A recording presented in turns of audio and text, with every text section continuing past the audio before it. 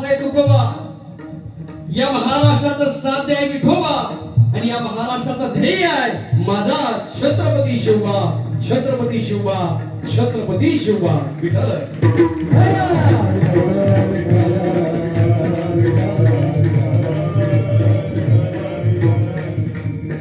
किती अनन्य व्हावं आणि का अनन्य व्हावं 2 मिनिटांमध्ये मी सांगून जाईल, लक्षणं सांगून जाईल. काय झालं, दात मुखात असतात आपल्या, बरोबर आहे ना, दात मुखात असतात. बरं, दात मुखात असल्यानंतर त्या दातांचे किती लाड असतात माहित आहे? दातांचे सकाळी उठल्या उठल्या विठोबा आयुर्वेदिक दंतमंजन टूथपेस्ट, म्हणजे काय ब्रँडेड असेल तेवढं आपलंच आहे. बरं, पुढचं आहे का, तो दात पडला आणि बाहेर आला तर पडलेल्या दाताला किती लाड करू? विठोबा आयुर्वेदिक लक्ष्मी पण जवळ येणार नाही हो. दात पडला ना, एकाच्या डोक्यावर फार केस होते महाराज, फार केस, आणि त्याच्या गावातला मित्र त्याला म्हणायचा, ए तुझ्या केसाला धक्का तर आत्महत्या करी पठ्ठा. त्यालाही बरं वाटायचं, अरे माझा मित्र आहे. पहा, अनन्य माणसाने किती व्हावं, ऊर्ध्वास किती उदास किती असावं, आणि त्यानंतर भक्तीच्या मार्गावर कसं चालावं एवढं सांगतो म्हणजे लिंक लागेल. ऐका, तुझ्या केसाला धक्का तर आत्महत्या करील पठ्ठा, त्याला बरं वाटायचं. पण एके दिवशी महाराज त्याचे केस फार वाढले. आता वाढले म्हणजे कापायला पाहिजे. तो कापण्यासाठी कुठे गेला? न्हाव्याकडे. न्हाव्याकडे गेला, न्हाव्याने कैची घेतली, कैची खाली केस कापले, कापलेले केस दुकानात पडत होते. लोक बूट घालून येत होती, बुटासहित त्या केसांवर पाय देत होती. कोणत्या?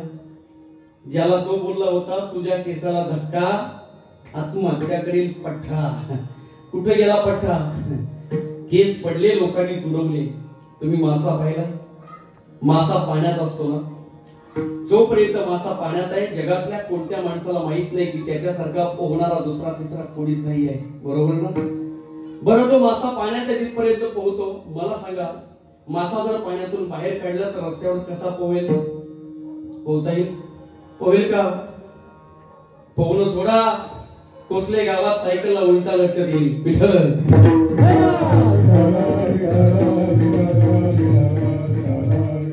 आता ऐका, महाराज, दाताला किंमत तेव्हाच आहे जेव्हा ते मुखाच्या अधीन आहे. दाताला किंमत तेव्हाच आहे जेव्हा ते मुखाच्या अधीन आहे. केसांना किंमत तेव्हाच आहे जेव्हा ते डोक्यावर आहे. माशाला किंमत तेव्हाच आहे जेव्हा तो पाण्याच्या आतमध्ये आहे. आणि माणसाला किंमत तेव्हाच आहे जेव्हा तो भगवंताच्या नामामध्ये तल्लीन आहे. विठ्ठल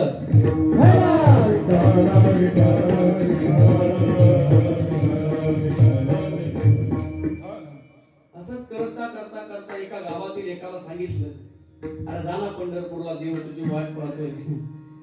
तो म्हणाला, पंढरपूर मला जमणार नाही. गावकरी वैतागले होते हो. आता कसा बसा नेऊन याला टेम्पोत बसवायला पंढरपूरला सोडावा. म्हणून गावकऱ्यांनी मागचा पुढचा विचार केला नाही. अख्खा गाव वैतागला होता. 80 वर्षे पंढरपूरला कधीच गेला नव्हता. ऐकताय ना तुम्ही? पहा इच्छा आमच्या काय आहे, आम्ही कशासाठी जगतोय हो. टेम्पोत भरला आणि टेम्पोत भरून गेला पंढरपूरला. देवाने विचार केला, आता हे 80 वर्षानंतर आलं, याला सोडायचं नाही. आणि त्याच वेळा देवाने वासुदेवाचं रूप घेतलं आणि वासुदेव त्याच्या पुढे येऊन नाचायला लागला. कसा नाचायला लागला माहिती आहे? हळदीच्या ज्ञानोबाला, देऊगावच्या तुकोबाला, जेजुरीच्या खंडोबाला 1 रुपया दे. किती रुपये मागायला लागला? 1 रुपया मागायला लागला. पहा ना, हा म्हणतो हे कोण? त्याने वासुदेव पाहिला होता का नाही मला नाही माहिती. पण पंढरपूरला पोहोचल्यानंतर वासुदेवाने विचार केला, आता याला सोडायचं नाही. 1 रुपया देव मागायला लागला. किती? 1 रुपया. हा म्हणतो 1 पै पण देणार नाही. अर्धा तास घालवला आणि अर्ध्या तासानंतर हा त्या देवाला म्हणतोय, वासुदेवाला म्हणतोय, एक काम करा, तुम्हाला मी 1 रुपया देतो, पण मी पंढरपूरला आल्यानंतर एक खोली भाड्यात देते, त्या खोलीवर या 1 रुपया घेऊन जा. महाराज कुठल्या तरी एका गल्लीत घुसला, गल्लीतील एका खोलीत गेला आणि जोरजोरात हसायला लागला. का माहित आहे का? अरे ज्याने मला 1 रुपयासाठी अर्धा तास वेळ माझा वाया घालवला त्याने मला विचारलं नाही तुझ्या खोलीचा पत्ता कुठे आहे. आणि महाराज जसा हसायला लागला ना, हसता हसता हसता तो वासुदेव याच्या खोलीच्या दारात हजर. हा म्हणतोय, तुला माझा पत्ता सांगितला कोणी? वासुदेव मनातल्या मनात म्हणला, असेल मूर्ख माणसा, जगातील सगळ्या झाडांचे पत्ते माझ्या डायरीमध्ये आहे.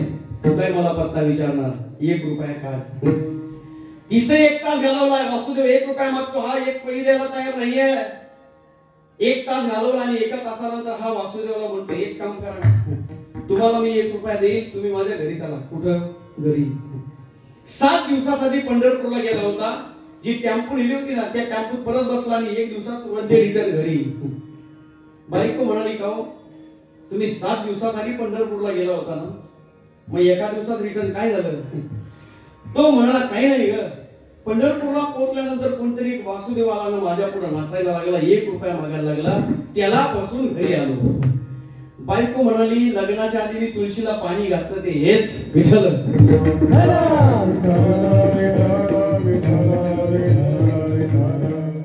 अहो द्यायचा नाही 1 रुपया काढून. तो म्हणाला, रुपया नाही, पै पण नाही दिली, त्याला फसून आलोय. हातपाय धुवायला पाणी काढ.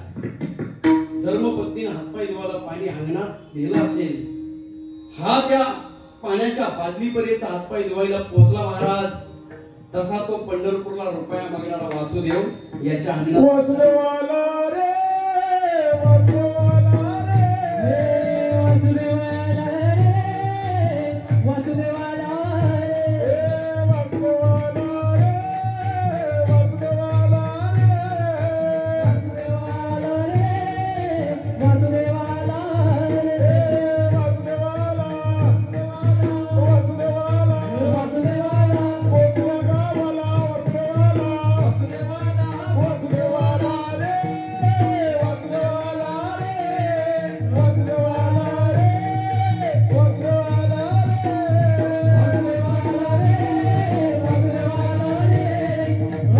वासुदेवाला रे, वासुदेवाला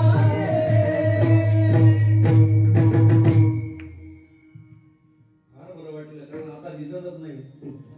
आता सकाळमध्ये मोबाईल कुरकुर करतो, तो 4 वाजता वाजला का बंद करतो, 4:15 ला लावतो, 4:30 वाजला का परत 5 ला लावतो. मग सकाळी आईला म्हणतो, मला उठवलं का नाही? मोठा बाजी प्रभू विठ्ठल.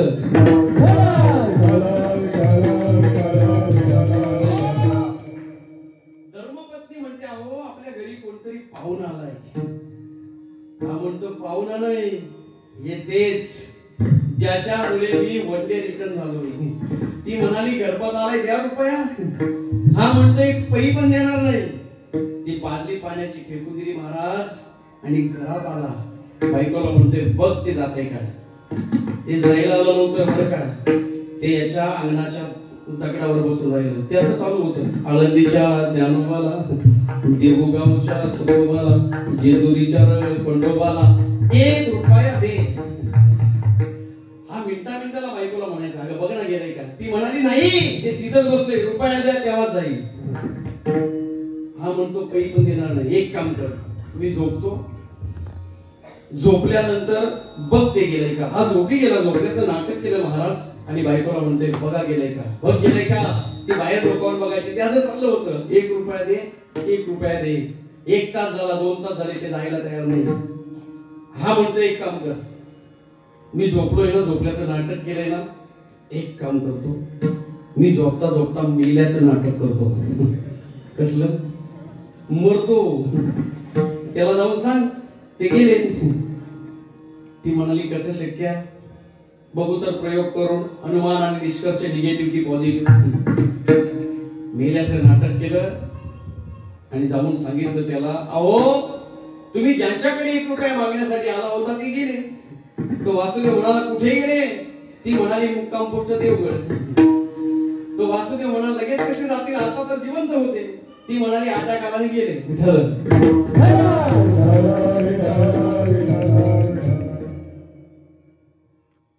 महाराज वासुदेव काय बोलला माहितीये, आता गेलेत ना, एक काम करतो ना, अंत्ययात्रा उरकतो, मगच जातो घरी.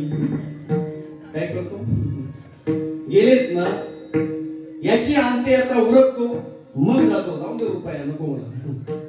धर्मपत्नी धावत धावत गेली आणि म्हणाली, उठा, ते जे आलंय ते तुम्हाला पेटविल ना, मग जाईल. हा म्हणतो, पेटलो तरी चालेल, पण उठणार. त्या जुन्या तत्ववेत्यांनी म्हण काढली असावी, कुत्र्याचं शेपूट सरळ ते नाही ना विठ्ठल.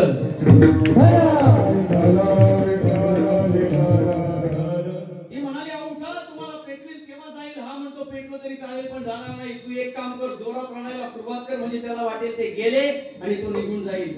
महाराज धर्मपत्नीने जोरात रडायला सुरुवात केली. गाववाल्यांना माहित होता अर्धा गाव पंढरपूरला आहे अर्धा गाव घरी होता. गाववाल्यांना माहित आहे याची खोड कशी आहे. धर्मपत्नीने जोरात रडायला सुरुवात केली. जशी धर्मपत्नी रडते रडते रडते अख्खा गाव जमा झाला. गावाला माहित आहे कसं आहे. हा मग गाववाल्यांनी विचार केला गेलाय ना जाऊ द्या एक काम करू ना याला शेवटची आंघोळ घालायची. बरोबर पण ती शेवटची आंघोळ कशी घालायची माहित आहे. पाणी हिटरनी असं तापवायचं का अख्ख्या अंगाची साल गेली पाहिजे पण परत याने नाटक नाही केला पाहिजे. महाराज अख्ख्या अंगाची साल जाईल इतकं पाणी कडक तापवलं. बायको म्हणाली अहो उठा अख्ख्या अंगाची साल जाईल. हा म्हणतोय अजिबात नाही उठणार नाही. पहा ना कशी माणसं असतात. अख्खं गरम पाणी बाहेर आले अंगावर ओतलं अख्ख्या अंगाची साल गेली. तसंच झोपलं होतं. बायकोने मनातल्या मनात विचार केला हे खरंच गेले की मुद्दाम झोपले. अख्ख्या अंगाची साल गेली तरी उठला नाही. चहा जणाई खांद्यावरून उचललं.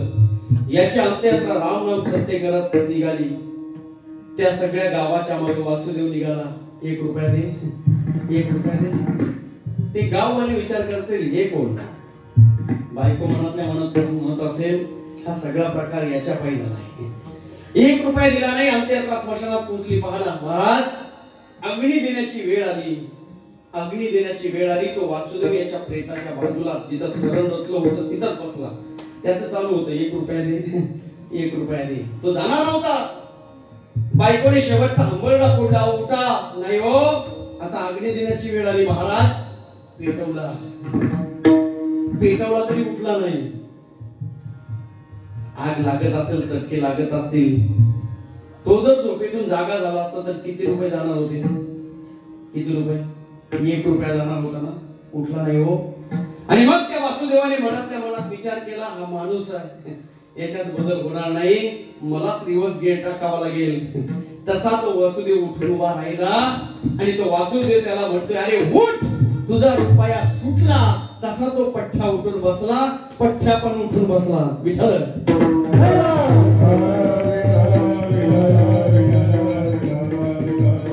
आम्ही आणलं काही नाही आम्ही घेऊन जाणार नाहीत. आमच्या आशा काय आहेत आमच्या आकांक्षा काय आहेत आमच्या महत्वाकांक्षा काय आहेत सांगा ते गवडी गेली नाही. सांगा ते गवडी गेली नाही. सांगा ते गवडी गेली नाही. सांगा ते गवडी गेली नाही. तुका म्हणे यांची संपदा केवढी. काय याची संपदा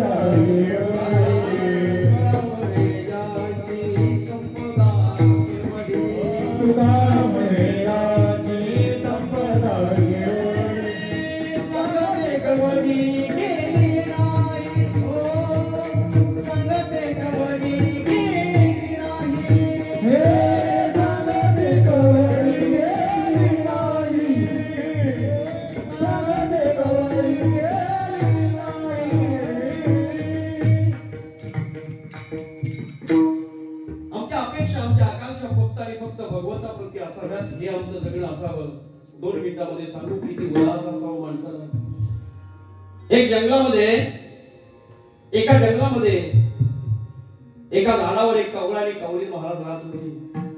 तो कावळा त्या कावळीला म्हणायचा अगं मला कावळी त्या कावळ्याला म्हणायची मला मांसाची इच्छा आहे. शेवटी धर्मपत्नीचा आग्रह आहे आणि शास्त्रामध्ये सांगितलंय स्त्री हट्ट बाल हट्ट आणि राज हट्ट पुरवावा लागतो अन्यथा अनर्थ होतात. मग तिला त्याच्याकडे मागावं मग कोणाकडे मागावं पण काय मागावं हे तिला माहित तरी असावं ना. तर बाजारात चालताना एक 70 वर्षाचं जोडपं चाललं होतं. त्याने तिचा हात घट्ट धरला होता. मी विचारलं एवढं प्रेम बायकोवर. ती म्हणाली तो म्हणाला प्रेम नाही.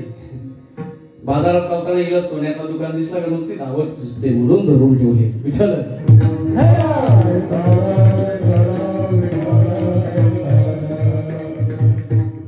ज्या झाडावर कावळा आणि कावळी राहते ती कावळी ऐका, तो कावळा म्हणतो, अगं कसला अट्टास करतेस, कसली इच्छा व्यक्त करतेस? ती कावळी म्हणाली, नाही, मला मांस खायची इच्छा आहे पूर्वा.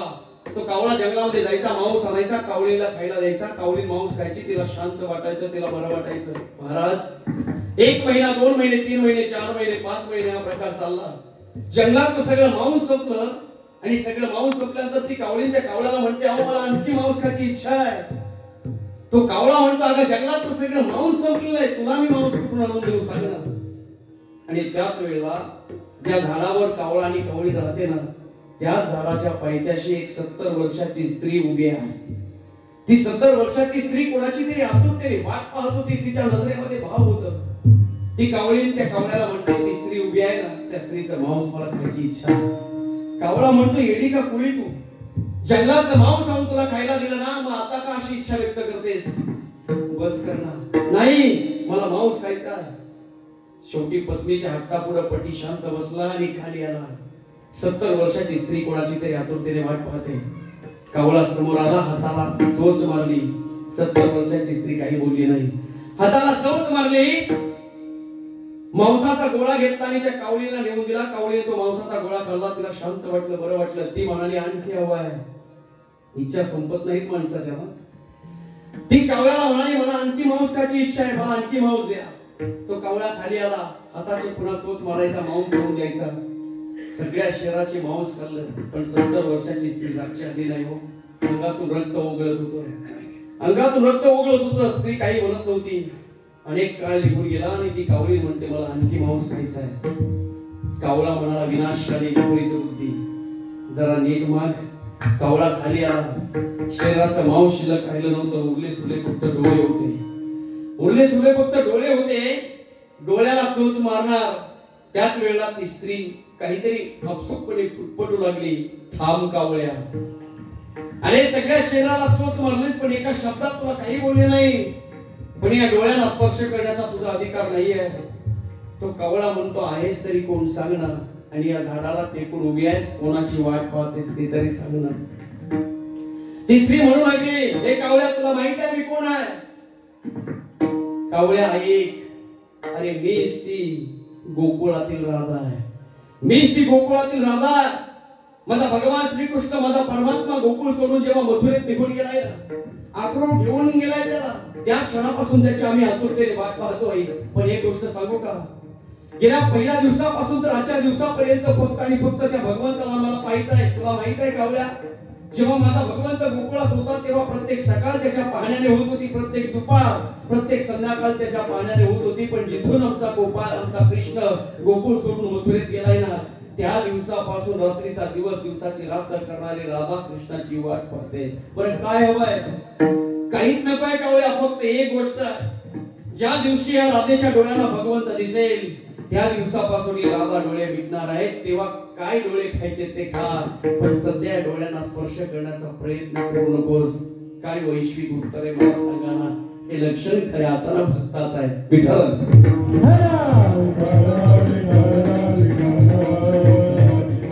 द्रौपदी रडू लागली. 5 मुलं अश्वत्थाम्याने ठार केलेली आहे. शेवटी आई आहे ती रडणार. भगवंताच्या कानावर बातमी पोहोचली. लक्ष्मीने सांगितलं, द्रौपदी रडते, जा तिची भेट घेऊन या. आणि भगवंत समोर आले. द्रौपदी रडत होती. महाराज, द्रौपदीच्या डोळ्यात गळगळ गळगळ अश्रू बाहेर येत होते. भगवंताला पाहिलं, भगवंत समोर येतोय. आणि त्या क्षणाला द्रौपदीच्या डोळ्यातले अश्रू संपले आणि द्रौपदी हसायला लागली. प्रश्न विचारला भगवंतानं, द्रौपदी, अगं जेव्हा मी इथे आलो ना, तेव्हा तू रडत होती, तुझ्या डोळ्यामध्ये पाणी होतं ग, बरोबर आहे? आणि तू माझ्याकडे पाहिलंस, दुसऱ्या क्षणाला तू हसायला लागलीस. द्रौपदी, रडणारी कोण होती आणि हसणारी कोण होती सांगशील का? द्रौपदीनं जे उत्तर दिलं ते भक्ती प्रांतातल्या सर्वोच्च स्तरावरचं उत्तर होतं. द्रौपदी भगवंताला म्हणाली, भगवंता, जेव्हा तुम्ही आलात तेव्हा मी रडत होते, माझ्या डोळ्यामध्ये पाणी होतं, कारण माझी 5 मुलं अश्वत्थाम्याने निर्गुण हत्या करून ठार केली होती. आई आहे ती रडणार नाही, मग काय करेल? भगवंत म्हणाला, द्रौपदी, बरोबर आहे, तू रडशील, पण पुढच्या क्षणाला तू माझ्याकडे पाहिलंस आणि माझ्याकडे बघून तू रडणं सोडून दिलंस आणि हसायला लागलीस. द्रौपदी, रडणारी कोण होती आणि हसणारी कोण होती सांगशील का? द्रौपदी त्या भगवंताला म्हणाली, भगवंता, रडणारी त्या 5 मुलांची आई द्रौपदी रडत होती. भगवंत म्हणाला, रडणारी आई होती द्रौपदी, बरोबर आहे, पण हसणारी कोण होती सांगशील का? द्रौपदी भगवंताला म्हणाली, भगवंता, रडणारी त्या 5 मुलांची आई द्रौपदी रडत होती, पण हसणारी आई नव्हती, तर हसणारी तुझी प्रिय भक्त द्रौपदी हसत होती. आणि भक्ताचं लक्षण आहे विठ्ठल सुखा विठ्ठल दुखा, विठ्ठल सुखा विठ्ठल सुखा, विठ्ठल सुखा विठ्ठल दुखा, विठ्ठल सुखा विठ्ठल सुखा. तुझ्या मुखा विठ्ठल, तुझ्या मुखा विठ्ठल, तुझ्या मुखा विठ्ठल, तुझ्या मुखा विठ्ठल, तुझ्या मुखा विठ्ठल, तुझ्या मुखा विठ्ठल. हे विठ्ठल तुझ्या मुखा विठ्ठल, तुझ्या मुखा विठ्ठल, तुझ्या मुखा विठ्ठल. हे तुझा विठ्ठल तुझ्या मुखा विठ्ठल, तुझ्या मुखा विठ्ठल, तुझ्या मुखा विठ्ठल.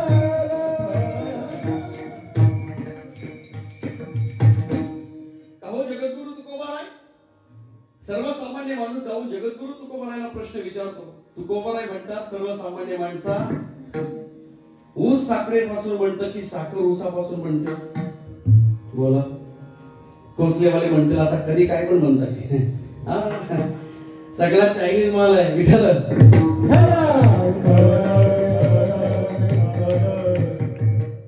ऊस साखरेपासून बनतं की साखर ऊसापासून बनते? साखर ऊसापासून बनते. बोला बरं, मला सांगा, एकदा का ऊसापासून साखर बनली की साखरेचा ऊस बनवण्यासाठी काय करावं लागेल? होईल नाही ना? साखरेचा नव्हे ऊस आमाकडीचा गर्भवास. जोपर्यंत वेळ आमच्या हातामध्ये आहे तोपर्यंत शरीराबद्दल आसक्ती ठेवू नका. जोपर्यंत वेळ आमच्या हातामध्ये आहे तोपर्यंत पैशाच्या मोहात पडण्याचा प्रयत्न करू नका.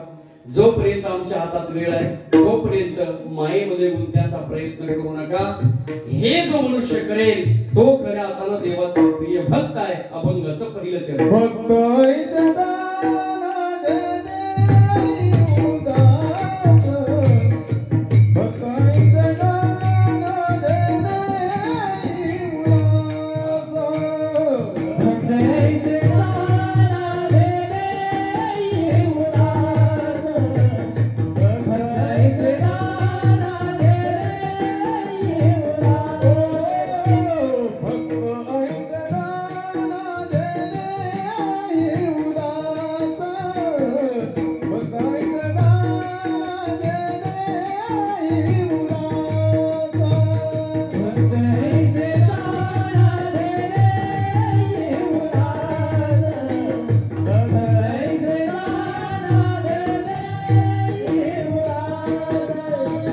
गेली वाचपाचनी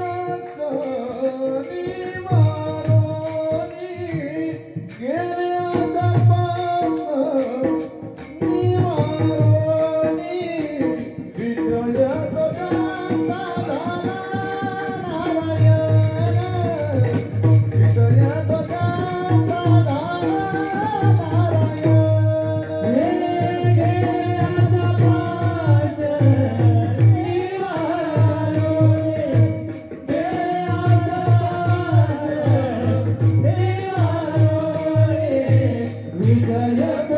झाला नारायण, विजय तुझ्याचा झाला नारायण. गेली वाचपाचनी मारोनी, फक्त ऐसे जाणा जे देही उदास, गेले आशा पाश निवारुनी. ज्या भक्ताच्या काही या शरीराबद्दल कोणत्याही प्रकारची आसक्ती नाहीये, त्यांच्या काही कोणत्याही प्रकारची आशा नाहीये. अरे इंद्री स्वराज्याचा राजा माझ्या छत्रपती शिवाजी महाराजांना नजराणा पाठवतो. त्या तुकोबाच्या ऐवजी आम्ही असतो तर राजाला सांगितलं असतं फोन करून, राजा कमी पडले आणखी पाठव. और भेजो नाही हो, कंठी बिरवा तुळशी, व्रत करा एकादशी, तुमची एर वित्त धन ते मज मृत्यूके समान. राजा अरे तू जे धन मला पाठवलंय ना ते मला माती मोल आहे. मग त्यांची अपेक्षा काय आहे?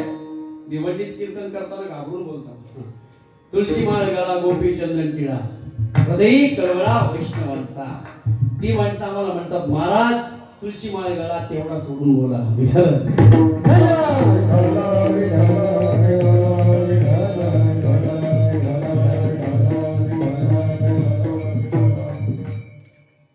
या शास्त्राने 5 इंद्रियांचे 5 विषय सांगितले. शब्द, स्पर्श, रूप, रस आणि गंध. 12 शब्द विषय कानाचा आहे, स्पर्श विषय त्वचेचा आहे, रूप विषय डोळ्यांचा आहे, रस विषय जिभेचा आहे आणि गंध विषय नाकाचा आहे. शब्द विषय कानाचा. रामायण वाचला असेल तर पहा, कैकेयीला तिथपर्यंत बरोबर वाटलं होतं महाराज ज्या वेळेला रामप्रभू गादीवर बसणार आहेत, बरोबर आहे बसू द्या.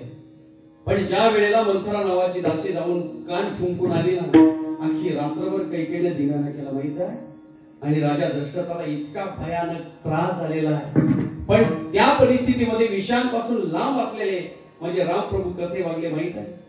ज्या वेळेला भरत म्हणत होता, दादा चला राजगादीवर तुम्हाला बसायचं आहे, हे दुःख कदापि सहन करू नका. पण त्यावेळी देखील रामप्रभू भरताला सांगत होते, दैव जात दुःख भरता दोष ना कुणाचा, पराधीन आहे जगती पुत्र मानवाचा. नाही माये कैकेयी ना दोषी नाही दोषी तात, भरता खेळ चालला असे माझ्या पूर्व संचिताचा, दोष ना कुणाचा, पराधीन आहे जगती पुत्र मानवाचा. विठ्ठल.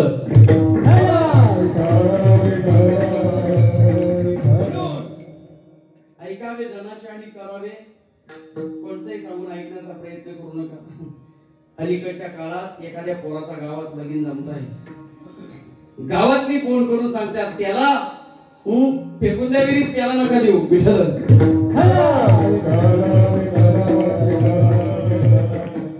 काय आमच्या जगण्याच्या व्याख्यात मला सांगा ना.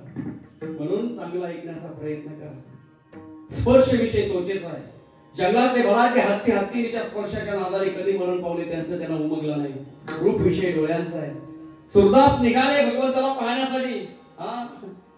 कधीतरी आम्ही ऐकतो, जरा बरं वाटतं, पण ते कीर्तनात घेऊ नये, पण घ्यावंसं वाटतं. वाईट कर्मापासून झालो वेगळा, बरं झालं विठ्ठल मी झालो पांगळा. त्याला बरं वाटतं का? वाईट कर्म नको, पांगळा केला देवा बरं आहे. सुरदास निघाले भगवंताला पाहण्यासाठी आणि वाटेमध्ये तहान लागली. तहान लागल्यानंतर एका सुंदर स्त्रीवर नजर पडली. सांगितलं पाणी आणा. सुंदर स्त्री पाहिली आणि त्याने विचार केला, अरे अरे अरे, या डोळ्याने पाप घडलेला आहे, पाणी फेकून द्या, दाबणं आणा. आश्चर्याचा धक्का वाटेल तुम्हाला. ती दाबणच त्या स्त्रीने आणली आणि दोन्हीची दोन्ही दाबणं डोळ्यामध्ये घुसवली. पापाची वासना नको जाऊ डोळा, त्याहून आंधळा बराच मी. काय आमचं जगणं आहे. रस विषय जिभेचा आहे. मासा पाण्यात आतमध्ये एवढा असतो ना की त्याला पकडणं जरा कठीण जातं. पण आमची पोरं गळ घेऊन जातात. गळ, तो गळ पाण्यात टाकण्याच्या आधी गळाला काहीतरी खाद्य पदार्थ लावलं जातं. ते माशाला आवडतं. तो गळ पाण्याच्या आतमध्ये जातो. माशाला वाटतं आला काहीतरी चांगला. तो मासा गळापासून वर कधी आला आणि त्या माशाच्या गळ्याला गळ कधी लागला त्याचं त्याला उमगलं नाही. हो, रस विषयाच्या नादाने मासा सुद्धा मरण पावलेला आहे. आणि गंध विषय नाकाचा आहे. जिवंतपणी सोडा. निघून गेल्यानंतर गंगा जलामध्ये वाहणाऱ्या हस्ती सुद्धा विठ्ठल विठ्ठल म्हणतात. ही संतांची परंपरा आहे. विठ्ठल.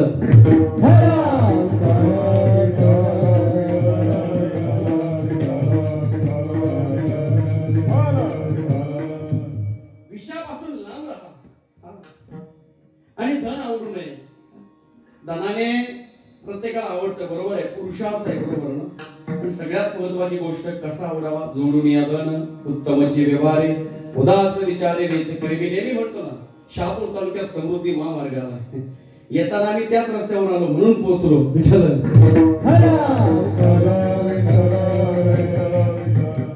शहापूर तालुक्यामध्ये या वर्षी फक्त 50% रक्षाबंधन झाली, कारण महामार्गाची समृद्धी आहे. निम्यापेक्षा जास्त रक्षाबंधन कोर्टात. बहीण बोलते अख्खा वाटा घेईल तेव्हा सही रे. विठ्ठल.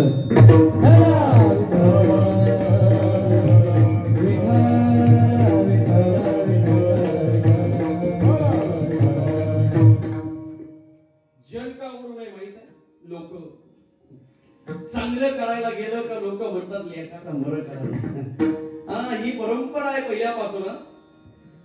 ज्या काळात माझे छत्रपती शिवाजी महाराज, ज्या काळात जगद्गुरु तुकोबर आहेत, त्या काळात किती त्रास झाला माहित आहे. आम्ही सहजपणे म्हणतो ना, ज्या शंभू बाळाकडे पाहावं त्या शंभू बाळांना लोकांनी किती त्रास दिला आहे. ज्या हिंदवी स्वराज्याच्या राजाकडे पाहावं त्या माझ्या छत्रपती शिवाजी महाराजांना या महाराष्ट्राच्या मातीनं किती त्रास दिलाय. या महाराष्ट्राच्या मातीमध्ये छत्रपती शिवाजी महाराज निधीच्या छातीनं लढत होते, पण एक गोष्ट घडली. जेवढा त्रास माझ्या छत्रपती शिवाजी महाराजांना स्वकीयांपासून पण झाला आणि परकीयांपासून पण झालेला आहे. लोकांनी फार त्रास दिलाय हो, फार त्रास. पण एक वाक्य सांगू, चांगलं करणाऱ्यानं चांगलं करत राहावं. वाईट माणूस आडवा आला म्हणून चांगलं करणाऱ्यानं चांगलं करणं टाकू नये. या देशामध्ये विकृती माजण्याचं सगळ्यात मोठं कारण काय माहित आहे? वाईट लोकांनी वाईट केलं म्हणून नाही, तर चांगल्या लोकांनी चांगलं करणं थांबवलं म्हणून विकृती आहे. म्हणून चांगलं करा. विठ्ठल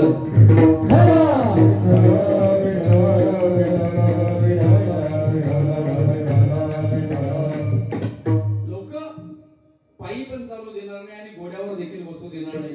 म्हणून तुम्ही तुमची कर्तव्ये करत राहा. आणि सगळ्यात महत्वाची गोष्ट, का ओढू नये आई वडील? अरे याचा पुरावा देत असताना सांगितलं, माझ्या भक्त प्रल्हादाला वडिलांनी सांगितलं होतं देवाचं नाव घ्यायचं नाही. परवा त्या कर्जत मध्ये एक हार्मोनियम शिकणाऱ्या पालकानं हार्मोनियम वाजवायला घेतली ना. तो पाल्यानं हार्मोनियम वाजवायला घेतली ना. त्याचा बाप बाजारातून आला, हार्मोनियम वाजवत होता, त्याचं चालू होतं सारे गमप. बापाने काय केलं माहितीये का? पेटीवर पाय दिला. हार्मोनियम वाजवणाऱ्या त्या पाल्यानं विचार जर केला, माझा बाप मला हार्मोनियम वाजवून देत नसेल, जर तो बाप मला परमार्थापासून लांब ठेवत असेल, तर असे आई वडील का आवडावे? तो भक्त देवाला प्रिय आहे. विठ्ठल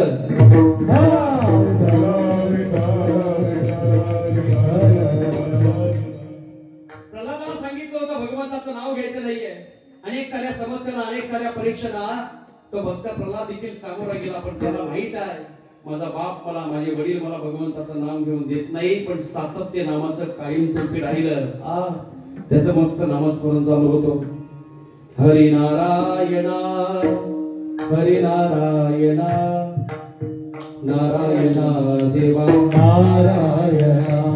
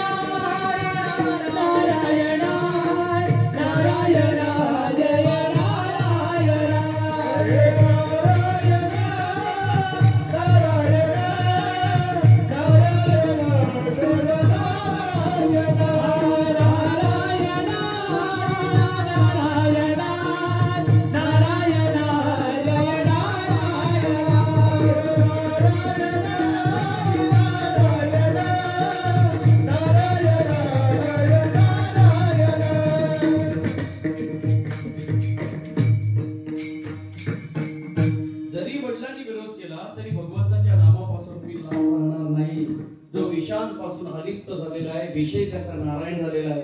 त्याला धन आवडत नाही, त्याला माता पिता आवडत नाही. कोणती? जी माता पिता परमार्थापासून ज्या भक्ताला लांब ठेवण्याचा प्रयत्न करतात, ते आई वडील ज्या भक्ताला आवडत नाही, तो भक्त देवाला प्रिय आहे. अभंगाचं द्वितीय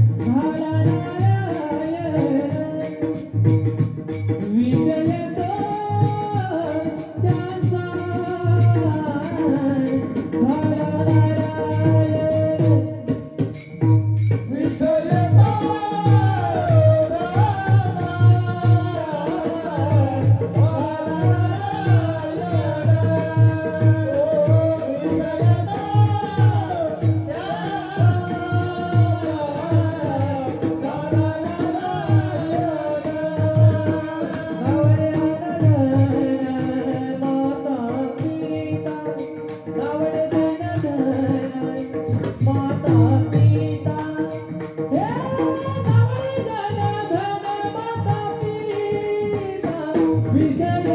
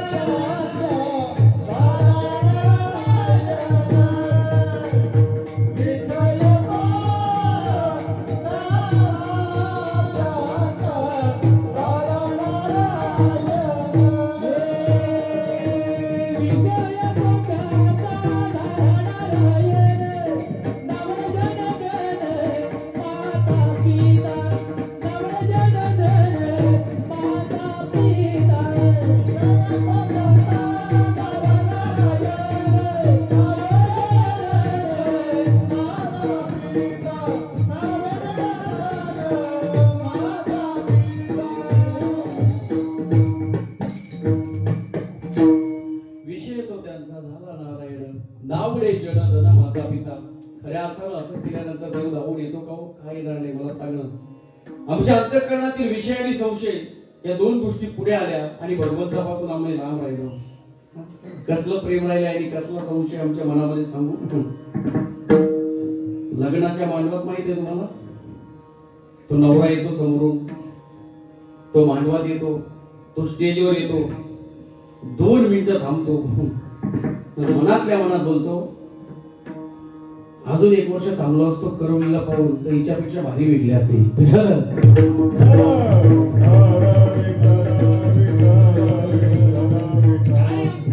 संशय, आणि जिथे संशय आला तिथे भगवंताला मी लांब ठेवलं बरं का.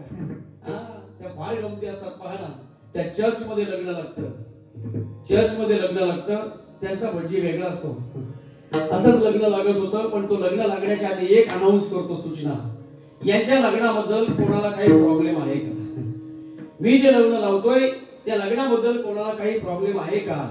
लग्न लागत होतं आणि याने अनाउन्सिंग केली, मी जे लग्न लागतोय, मी जे लग्न लावतोय त्याबद्दल कधी काही कोणाला प्रॉब्लेम आहे का. महाराज, पाठीमागे एक सुंदर तरुणी होती, तिच्या कड्यावर 5 वर्षाचं बाळ होतं. ती उठून उभी राहिली तर तिने हात वर केला. काय केला? हात वर केला. नवरीला वाटलं बाहेर माग तरुणी उभी राहिली, तिच्या कड्यावर 5 वर्षाचं बाळ आहे. भटजीने अनाउन्सिंग केली, आमच्या लग्नाबद्दल कधी कोणाला काही प्रॉब्लेम आहे का. तिने हात वर केलाय म्हणजे तिला काहीतरी प्रॉब्लेम असेल. तिने मागच्या पुढचा विचार नाही केला. नवरीने पहिल्यांदा नवऱ्याच्या कानात वाजवली. बाजूलाच नवऱ्याचा बाप उभा होता. नवऱ्याच्या बापानं मागचा पुढचा विचार नाही केला. वीण बाजूला, ते विणीच्या कानाखाली दिली ठेवून. तिने मागचा पुढचा विचार नाही केला. तिने दांडूक काढला ना, व्यायच्या 2 तगड्यांच्या जोडल्या. ही धिंगाणा, आणि जसा धिंगाणा झाला तशी ती हळूहळू पुढे स्टेजवर चालत आली. मग तो त्यांचा भटजी बनवला. तुला यांच्या लग्नाबद्दल काय प्रॉब्लेम आहे सांग. ती म्हणाली काहीच नाही, तुम्ही काय बोलले ते माझं ऐकायला येत नव्हता म्हणून हात वर केलता, मग पुढे आले. विठ्ठल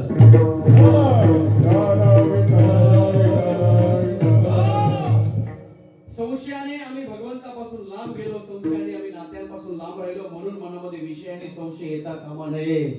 तल्लीन होऊन त्या भगवंताची सेवा जर केली तो भगवंत आमच्या पुढे धावत येतो. काय येणार नाही मला सांगा ना. अरे द्रौपदीसाठी आला. काय येणार नाही सांगा ना. नामदेवरायांसाठी आला. काय येणार नाही जनासाठी आलाय. काय येणार नाही माझ्या अर्जुनासाठी देखील आलेला आहे. अरे काय येणार नाही सांगा ना. अनन्य भावाने त्याला शरण गेल्यानंतर मागे पुढे उभा आहे सांभाळिता, आलिया आघात निवाराया. या सगळ्या गोष्टींची पडताळणी केल्यानंतर भगवंत संकटात धावून येतो. या आशयाचं अभंगाचं 3रं चरण.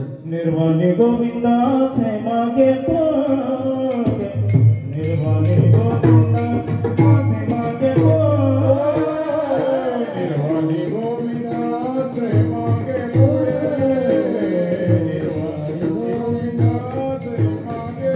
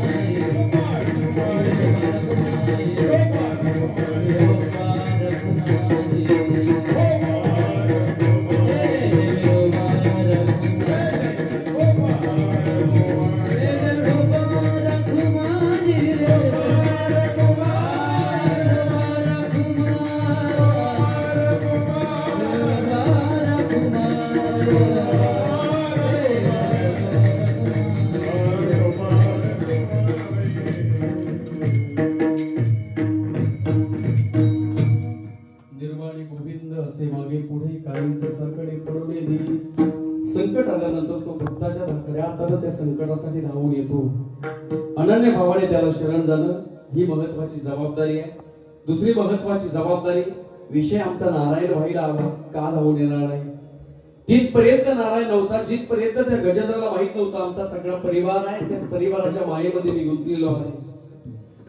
विषय सुखाचा उपभोग घेत होते आणि एके दिवशी परिवाराला घेऊन सरोवरामध्ये विहार करण्यासाठी गेला. सरोवरामध्ये विहार करण्यासाठी गेलेला असताना त्याच गजेंद्र नावाच्या हत्तीचा पाय सरोवरातील एका मगरीनं पकडला. ऐकता येईल मगरीनं पकडल्यानंतर अख्ख्या घरातली पळून गेली. हो त्याने विचार केला घरातल्याला मॉल मध्ये फिरायला न्यावा, माझ्या खिशातले पैसे संपले का घर पळून गेला, मरू का जगू.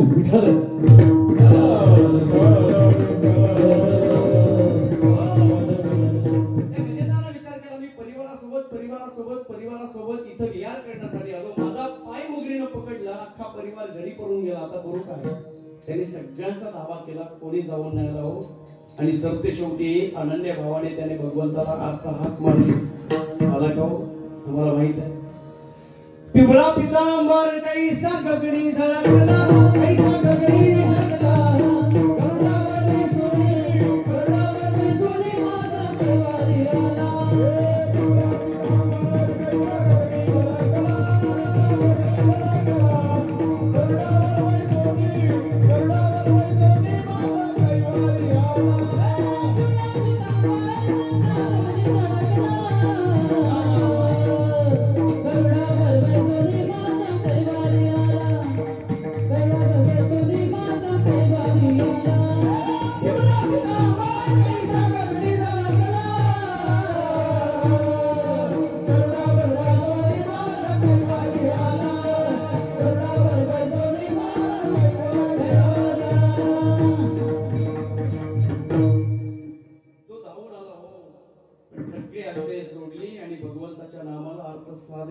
तेव्हा भगवंत धावून आलेला आहे. हे सगळं केल्यानंतर भगवंत धावून येतो. अनुभवाचे बोल आहे आणि अनुभवाच्या गोष्टी जगाला सांगायच्या असतात. फक्त एक गोष्ट करा, चांगल्या गोष्टीला सहकार्य करा. आम्ही ज्या महाराष्ट्रात राहतोय त्या महाराष्ट्राची माती कशी आहे माहित आहे? त्या महाराष्ट्राची माती पुनीत आहे, त्या महाराष्ट्राची माती पुण्यवान आहे. त्याच महाराष्ट्राच्या मातीमध्ये अनेक तत्ववेत्ते जन्माला आलेले आहेत, त्याच महाराष्ट्राच्या मातीमध्ये अनेक संत जन्माला आलेले आहेत, त्याच महाराष्ट्राच्या मातीमध्ये अनेक महंत जन्माला आलेले आहेत आणि त्याच महाराष्ट्राच्या मातीमध्ये माझ्या छत्रपती शिवरायांचे मावळे जन्माला येते हरीचे दास जन्म घेती, येते हरीचे दास जन्म घेते, हरीचे दास जन्म घेते, हरीचे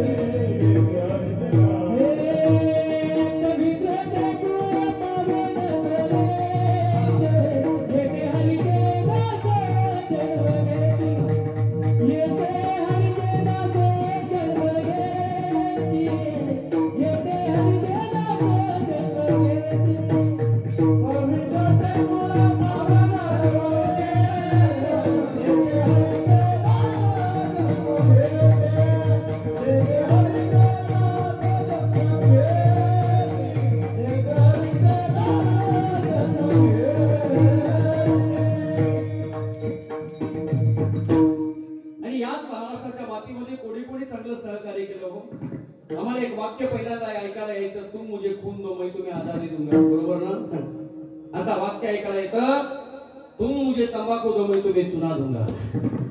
सांगा ना कुठून मावळे जन्माला येतील. आज आमच्या तरुणांना बदलण्याची गरज आहे. पूर्वीच्या काळी आजी म्हणायची, आजी पूर्वीचे मावळे लवकर उठे, रानात सुटे, तलवारीवर तलवार तुटे पण मागे ना हटे. पूर्वीचे मावळे लवकर उठे, रानात सुटे, तलवारीवर तलवार तुटे पण मागे ना हटे. आताचे मावळे रात्री 2 वाजता झोपे, सकाळी 12 वाजता उठे, अख्खा मोबाईल फुटे पण व्हॉट्सअप न सुटे. विठ्ठल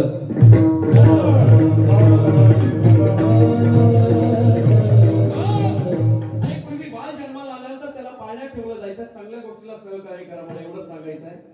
चांगल्या गोष्टीला सहकार्य करणं आमची नैतिक जबाबदारी आहे. पूर्वी बाळ जन्माला आल्यानंतर त्याच्या मनावर, त्याच्या मस्तकावर शुभंकर होती, कल्याणम, आरोग्यम, धन संपदा हे धडे शिकवले जायचे. आणि मग त्यातून एखादा बाजी, एखादा मुरार बाजी, एखादा संभाजी जन्माला यायचा. पण आता बाळ जन्माला आलं, ते रडायला लागलं की त्याला पाळण्यात ठेवलं जातं. आणि आताची मम्मी ते रडायला लागलं की त्याच्या पाळण्या पुढे मोबाईल घेऊन जाते. त्या मोबाईल मध्ये गाणं लागलेलं असतं, जेव्हा बघतीस तू माझ्याकडे मला अंधार झाल्यासारखं वाटतं. तेवढंच ऐकतं ते बाळ. आणि त्या पाळण्यात लहानाचं मोठं व्हायला लागतं. मोठं झालं, बालवाडीत जायला लागलं. बालवाडीत ती बालवाडीने खिचडी खाता खाता त्याचं गाणं तेच, जेव्हा बघतीस तू माझ्या. त्या बालवाडीतल्या बाईला समजत नाही याचं चाललंय काय, कारण त्याचे पाय पाळण्यात तिकडे दिसले होते मोबाईलच्या जोडीला म्हणून. आणि मग लहानाचं मोठं झालं आणि वय झालं त्याचं 16. किती? 16. 10वीला गेला. महाराष्ट्राची माती म्हणते 16वं वरीस. जोरात आवाज येऊ द्या, मनातल्या मनात बोलू नका. 16 वरीस धोक्याचं.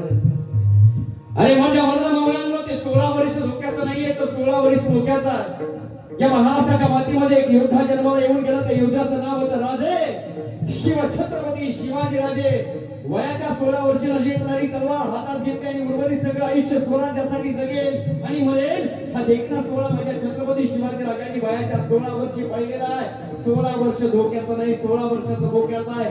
आणि 9व्या वर्षी औरंगजेबाच्या डोळ्यात डोळे घातले आणि शंभू महाराज त्या औरंगजेबाला म्हणाला, हे औरंगजेबा, अरे तूच काय, तुझा बाप जरी जन्माला आला ना, माझ्या पित्यानं निर्माण केलेलं स्वराज्य तुझ्या बापालाही काबीज करता येणार नाही. वय वर्ष फक्त माझ्या शंभू बाळाचं नव आहे. आम्ही काय म्हणावं 16 वर्ष धोक्याचं? चांगल्या कामाला सहकार्य करा. आम्ही म्हणतो राजे पुन्हा एकदा महाराष्ट्राच्या मातीत जन्माला या. येईल राजा शिवाजी जन्माला, पण मावळा तर जन्माला यायला पाहिजे ना. नाही तर मावळा राजाला म्हणेल, राजे तुम्ही गडावर जा, मी तंबाखूला चुना लावून पोहोचतो. अरे कसा येईल बाजी? विठ्ठल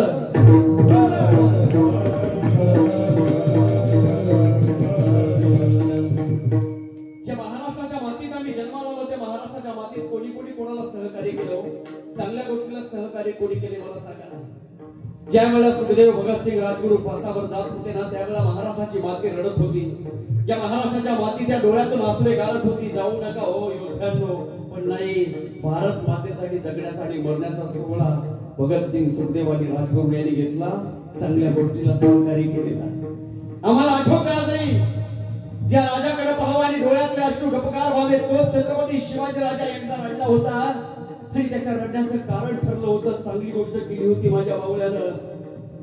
आम्हाला माहित आहे की राजा शिवाजी पन्हाळगडावर अडकून पडले होते आणि त्याच पन्हाळगडावर राजा शिवाजीला सुटण्याची कोणतेही चिन्ह दिसत नव्हती. आम्हाला एक इतिहास माहित आहे. चांगलं सहकार्य चांगल्या गोष्टीला कसं करावं ऐकाना, समर्पितता कशी द्यावी ऐकाना. संतांनी केले, आमच्या शूरयोद्ध्यांनी केले, आमच्या मावळ्यांनी देखील चांगल्या गोष्टीला सहकार्य केलेलं आहे. मला छत्रपती शिवाजी राजांकडे पाहावं आणि डोळ्यातले अश्रू गपकार व्हावे, डोळ्यातले अश्रू थांबावेत, रडणं थांबावं, हसणं यावं.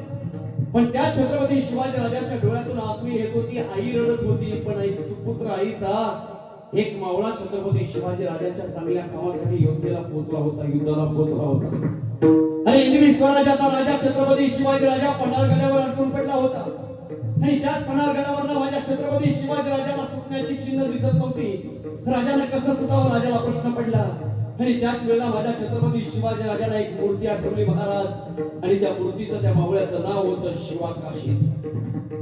हुबेहूब शिवाजी राजांसारखा दिसायला, हुबेहूब शिवाजी राजांसारखा बोलायला, हुबेहूब राजा शिवाजींसारखा चालायला, हुबेहूब राजा शिवाजींसारखा वेश जर परिधान केला तर ओळखता येत नाही राजा शिवाजी कोण आणि शिवाकाशीत कोण. राजा शिवाजीने मावळ्याला सांगितलं, हे मावळ्यानो जा त्या शिवाला घेऊन या. माझ्या मर्द मावळ्यानो 2 महिन्याची भेट आहे राजा शिवाजीची, 2 महिन्याची भेट होती आणि शिवाकाशीला बोलावणं झालं. शिवा हिंदवी स्वराज्याचा राजा छत्रपती शिवाजी राजा पन्हाळगडावर अडकून पडलाय, जावं लागेल.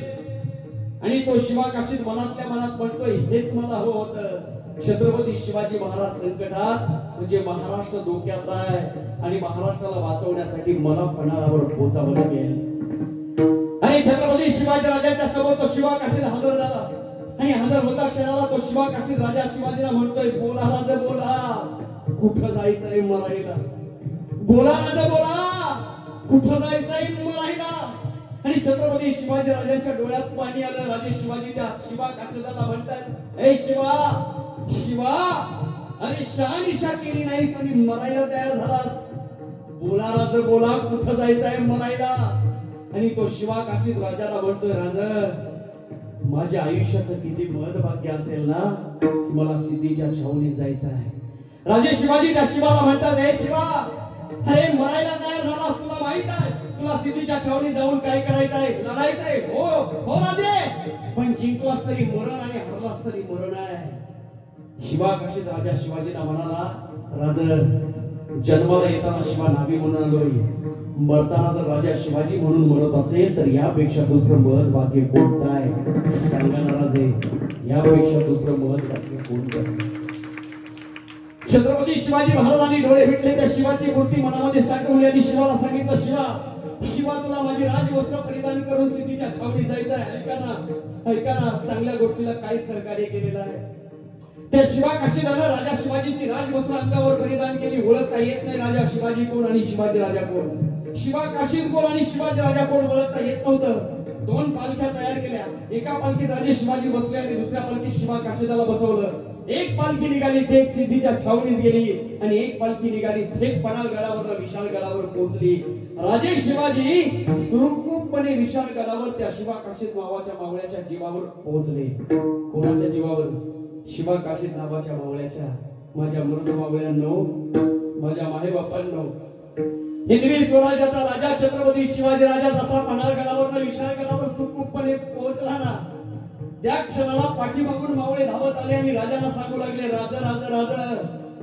राज पन्हाळगडचा येडा सुटला राज, पण पन्हाळगडचा येडा सोडवणारा शिवा गेला राजा पन्हाळगडचा येडा सुटला राज, पण पन्हाळगडचा येडा सोडवणारा तुमचा जीव, तुमचा मावळा शिवा काशीत गेला राज. आणि त्या क्षणाला राजा शिवाजी मनात रडू लागले. राजे शिवाजी मनात रडू लागले. राजे शिवाजी विशाळगडावरून बाहेर आले. घोड्यावर बसले. घोड्याला टाच मारणार ना, त्या क्षणाला बाकीचे मावळे राजाला म्हणतात, राजा चाललात कुठं?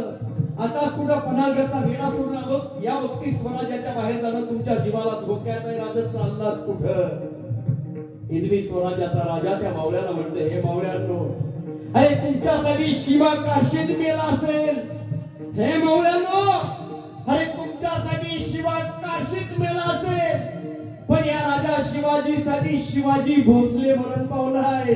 हे मावळ्यांनो, अरे त्याची आई घरी वाट बघत नसेल का? त्या आईला सांगायला नको, आई तुझा शिवा काशीद स्वराज्यासाठी मरण पावला. त्या आईला सांगायला चाललोय, तुझा शिवा मरण पावलाय. राजे शिवाजी मनातल्या मनात रडताय. रडता मनातल्या मनात रडता टप टप टप टप करत घोड्यासहित राजे शिवाजी शिवा काशीदाच्या घरासमोर गेले. गावात पोहोचले. घरासमोर राजे शिवाजी गेले. छत्रपती शिवाजी महाराजांच्या घोड्याच्या टापांचा आवाज शिवा काशीदाच्या आईने ऐकला आणि त्या शिवा काशीद नावाच्या मावळ्याची आई घराच्या बाहेर आली. राजा शिवाजीला बघून म्हणते, कशी आहे? हे जगदंबेचा लेक आई भवानीचा सुपुत्र माया घरा कसा? हे शिवाजी राजा, अरे तू माया घरा कसा आलास? आणि राजा शिवाजीला आईने सांगितलं, हा राजा, पन्हाळगडावर गेला होतास ना, मला बातमी कळालेली आहे. पन्हाळगडचा वेढा सुटला आणि वेढाची बातमी सुटल्याची घेऊन तू माझ्या घरी आलाय ना राजा. राजा शिवाजी आईला म्हणतो, आई मला तुला काहीतरी सांगायचे का? हे आई, अगं मला तुला काहीतरी सांगायचे का? राजा शिवाजी मनात रडतोय आणि रडता आईला म्हणतो, आई मला तुला काहीतरी सांगायचे का? ती आई राजाला म्हणते, हे राजा, अरे फार दमला असशील र, एवढ्या मोठ्या पन्हाळगडचा येडा सोडवणार, सिद्धीच्या छावणी तू जाऊन आलास ना राजा, दमला असशील, थकला असशील, घोड्यावर खाली आहे, काय गप्पा मारायच्या त्या मारू, पहिल्यांदा घोडाचा घास तर घे. राजा शिवाजी मनात रडतो. आईला म्हणतो, आई, हे आई, अगं मला तुला काहीतरी सांगायचे का? राजा शिवाजी मनातल्या मनात रडतोय. ती आई म्हणते, हे राजा, अरे पन्हाळगडचा येडा सोडून आलात ना, दमला असशील र राजा, पहिल्यांदा गोडाचा घास घे, पाणी पी, बाई काय गप्पा मारायच्या त्या मारून. राजे शिवाजी घरात गेले, खुर्चीवर बसले. शिवा काशीदाची आई आतमध्ये निघून गेली आणि आतमध्ये निघून गेल्यानंतर काहीतरी गोडाचा घास बाहेर घेऊन आली. गोडाचा घास जसा बाहेर आणला, राजा शिवाजी त्याच्या हातावर ठेवला. राजा खाना, गोडाचा घास घेना. राजा शिवाजी त्याच्या हाताच्या गोडाच्या घासाकडे पाहत राहिले. राजा घे, वेळ लावू नकोस. आणि त्या क्षणाला हिंदवी स्वराज्याचा राजा माझा छत्रपती शिवाजी राजा त्या गोडाच्या घासाकडे पाहत राहिला. गोडाचा घास उचलला आणि मुखात टाकला. जसा जिभेवर टाकला, त्या गोडाच्या घासाची चव कडवट झाली की काय, उगवतीचा सूर्य मावळतीला गेला की काय, कस्तुरीचा सुगंध संपला, श्वास आणि हृदय बंद पडलं की काय. अरे ज्या क्षणाला माझ्या छत्रपती शिवाजी राजाने तो गोडाचा घास मुखात टाकला, तितक्या वेगाने बाहेर आला आणि आता मात्र मनातल्या मनात राजा रडत होता. मनातले अश्रू थेट डोळ्यात आले आणि डोळ्यातल्या अश्वांना गंगा रूपी स्थान निर्माण केलं. डोळ्यातले अश्रू गंगेप्रमाणे बाहेर वाहू लागले. रडणारा राजा आईला म्हणतो, आई येऊन एवढा उशीर झाला ग, आई येऊन एवढा उशीर झाला ग. मी मगापासून तुला म्हणते ना, म्हणतोय ना आई मला तुला काहीतरी सांगायचे गाई. एकदा सुद्धा विचारावं वाटलं नाही. हे शिवाजी राजा, अरे इथून घेऊन गेला माझा पोटचा लेख शिवा काशीत येताना कुठं ठेवून आलास. एकदा सुद्धा विचारावं वाटलं नाही काय गाई. आणि आता मात्र न रडणारी आई राजाला बघून रडू लागली. न रडणारी आई राजाला बघून रडू लागली. ती रडणारी आई राजाला म्हणते, हे छत्रपती शिवाजी राजा, तुला काय वाटलं? तुला काय वाटलं माझा शिवा कुठे आहे? मला ठाऊक नाही बाहेर. हे शिवाजी राजा, अरे ज्या क्षणाला माझा शिवा घरातून निघून गेला त्या क्षणाला माझ्या शिवानं सांगितलं होतं, आई राजा शिवाजींना सोडण्यासाठी मी पन्हाळगडावर चाललोय. पण जेव्हा पन्हाळगडाचा त्या सिद्धीच्या छावणीत घुसून तो वेडा सोडून आपल्या गावात बातमी घेऊन येऊ ना, तेव्हा गावाच्या वेशीतनं पहिला घोडा हा शिवा काशीदाचा तुझ्या लेकाचा असेल. हे शिवाजी राजा, माझ्या शिवानं मला सांगितलं होतं पन्हाळगडावर चाललोय लढण्यासाठी, आणि बातमी घेऊन जेव्हा घरात आणि गावात येऊ ना, तेव्हा गावाच्या वेशीतनं पहिला घोडा माझा असेल आणि माझ्या घोड्याच्या मागे राजा शिवाजीचा घोडा असेल. बातमी कळाली राजा पन्हाळगडचा येडा सुटलाय आणि बातमी घेऊन राजा माझ्या घरा येतोय, गावात येतोय. तेव्हापासून या शिवाची आई गावाच्या वेशीवर डोळं लावून बसली होती. पण येताना गावाच्या वेशीत मला तुझा एकट्याचाच घोडा दिसला. तेव्हा शिवाची आई ओळखून गेली, माझा शिवा जिता राहिलाच नसेल. हे शिवाजी राजा, अरे माझा शिवा जर जिवंत असताना तर गावाच्या वेशीतनं पहिल्यांदा नाचत नाचत घोडा घेऊन माझ्याकडे आला असता आणि सांगितलं असतं, आई पन्हाळगडचा वेडा सोडला ग. अरे माझा शिवा जिवंत राहिलाच नसेल. राजा रडू लागला. आई रडते आणि रडता रडता राजा आईला म्हणतो, आई रडू नकस गाई, आई रडू नकस गाई. आजपासून हा राजा शिवाजी तुझ्यासाठी शिवा काशीद होईल आणि स्वराज्याचं रक्षण करेल. रडू नकस गाई. रडणाऱ्या आईने उत्तर दिलं, चांगल्या गोष्टीला सहकार्य कसं असावं. अरे रडता रडता आई त्या राजाला म्हणते, हे छत्रपती शिवाजी राजा, हे शिवाजी राजा, अरे आई जगदंबेचा लेक भवानीचा सुपुत्र ना तू, पण एका आईच्या काळजाला वळखाला चुकला असला राजा. तुला काय वाटलं माझा शिवा गेलाय म्हणून मी रडते? वैर अजिबात नाही राजा. अरे माझा शिवा गेलाय म्हणून मी रडत नाही राजा. राजा म्हणतो, आई का रडते सांग ना मग. ती आई म्हणाली, हे शिवाजी राजा, मी रडते त्या आई जगदंबेच्या पायी. हे शिवाजी राजा, मी रडते त्या आई भवानीच्या पायी. त्या आई जगदंबेला, त्या आई भवानीला एकच मागणं मागते, हे जगदंबे, अगं मला एवढी दरिद्री आणि कळंठी का बनवलीस? हे शिवाजी राजा, मी रडते त्या आई जगदंबेच्या पायी. त्या जगदंबेला म्हणते, हे शिवाजी राजा, त्या जगदंबेला म्हणते, हे जगदंबे मला एवढी दरिद्री आणि करंठी का बनवलीस की माझ्या पोटी एकच शिवा काशीद जन्माला घातलास? हे छत्रपती शिवाजी राजा, त्या एक शिवा काशीदाच्या ऐवजी चार चार शिवा काशीद जरी माझ्या पोटी जन्माला आले असते ना, तुझ्या युद्धासाठी आणि स्वराज्यासाठी मरण्यासाठी मी अर्पून टाकले असते, अर्पून टाकले असते, अर्पून टाकले असते. याला म्हणतात चांगल्या गोष्टीला सहकार्य, अभंगाचा शेवट.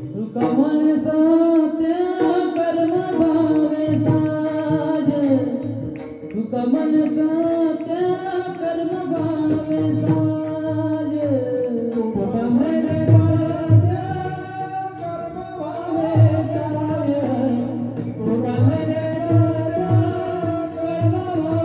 भावे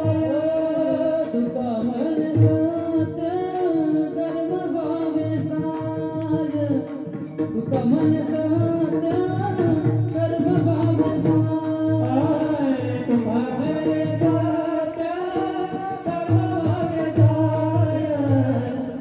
कमल सत्य कर्म भावे दिया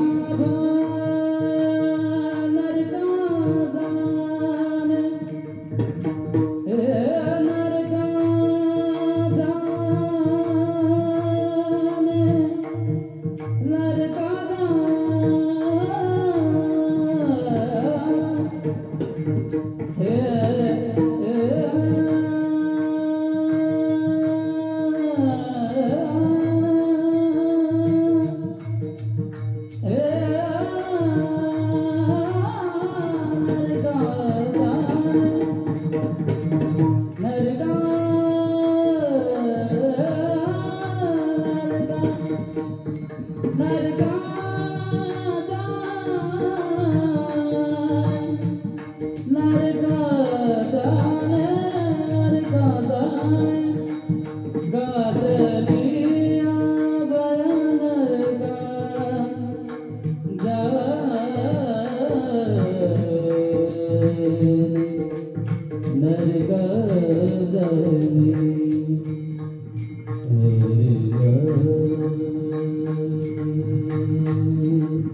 Hare